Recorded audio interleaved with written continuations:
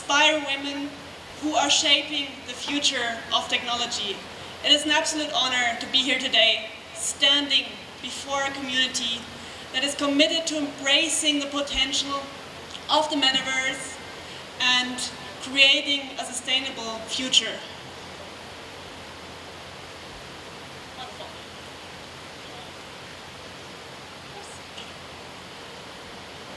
As we near the end of this conference, I want to share my personal story, and I want to shed light on the significance of community in empowering women to realize their ideas. So let me take you back on a virtual journey to London in 2016, when I was founding and building a virtual reality startup of my own. I had participated in an accelerator program that helped me validate and verify my ideas, and I was now trying to gain a foothold on the market. I attended a lot of conferences and meetups, and there was one recurring theme. Let me put it this way. There wasn't much diversity in the crowd, let alone on stage.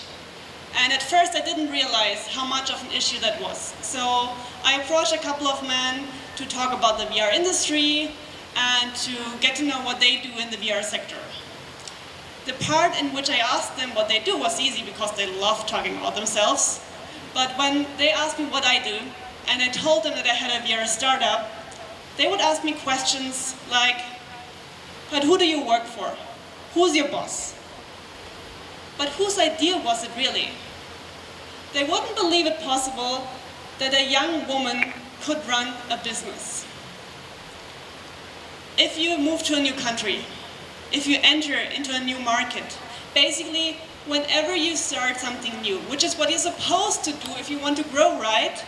Then you need someone who's been there before, someone who has done that before, someone who can provide you with the guidance you need to navigate through all the unknowns, someone who has your back, that can connect you with important people in the industry, be it business partners, clients, investors.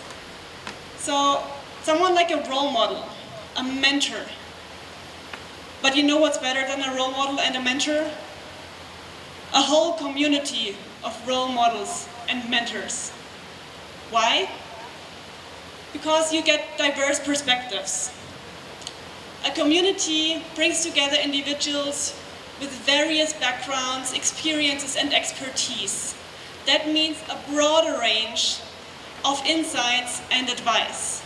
And that elevates your learning experience and provides you with a well-rounded guidance. In a community, you have access to a whole network of individuals that share your ideas, your goals, your fields of interest. And with this network provides you with emotional support, with encouragement, and also with a sense of belonging, especially during challenging times. And while mentors or role models might not always be available, in a community you can always find someone to approach, to talk to, for advice, for feedback, or for assistance. Communities foster collaborative learning. That means that you have members that share their experience, share their knowledge, and you can really learn from each other, and this combined wisdom that really elevates the growth and the improvement of all members involved. Seeing other community members succeed can be such an incredible boost, such a motivation. It can be a reminder that reaching your goals is possible, that you have the opportunity to reach something, to realize your ideas, and you can also get inspired to strive for greater achievements. In industries, male-dominated industries in particular, like tech, for example, but not exclusively, women often feel isolated and underrepresented. So I've struggled myself with this. And the thing is that in a community, you have people who foster the support network. You can reach out to others to share your experience, to tell them about your challenges, and they have your back. And this is so very important. When I finally found other women in the VR industry, it was so refreshing, you know? I felt like, okay, I can share my experiences and challenges, and I did that, and they pointed me in the right direction. They connected me to important people, and I felt not so alone anymore. And this really helped me, but at the same time, we were only still a handful, not quite the community that we needed to succeed. So that's when I met Lynn Sagers, a fellow VR entrepreneur who had faced similar obstacles as a woman in tech. And she introduced me to Joanna Matei and Sarah Lisa Vogel. And we had a call where we discussed the underlying issues of female representation, and we decided that we would become the change the industry so badly needed. And that's when we founded Women in Immersive Technologies Europe, or short WIT. And you might wonder now, why Europe? So, being a woman in tech is not a local issue. It's a global challenge that we must address together. Supporting women in immersive technologies is not only a necessity, it's really an opportunity for us, and we need to foster an inclusive environment that embraces diversity, that encourages equal opportunities, and that amplifies female voices. And we have, ever since 2017, created a network of more than 3,000 women in immersive technologies, and we have helped them connect with each other, but also with important stakeholders in the industry, and that included business partners, talents, and also investors.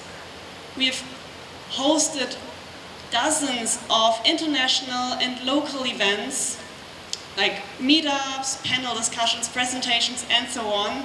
And with the help of our partner Meta, we have been able to have an even bigger impact with additional programs, like, for example, the Metaverse Creation Lab that enabled creators to explore the definition of self in a digital space, in a digital context. We had the Immersive Creators Catalyst, our first project grant that exclusively supports immersive projects creatively led or produced by women.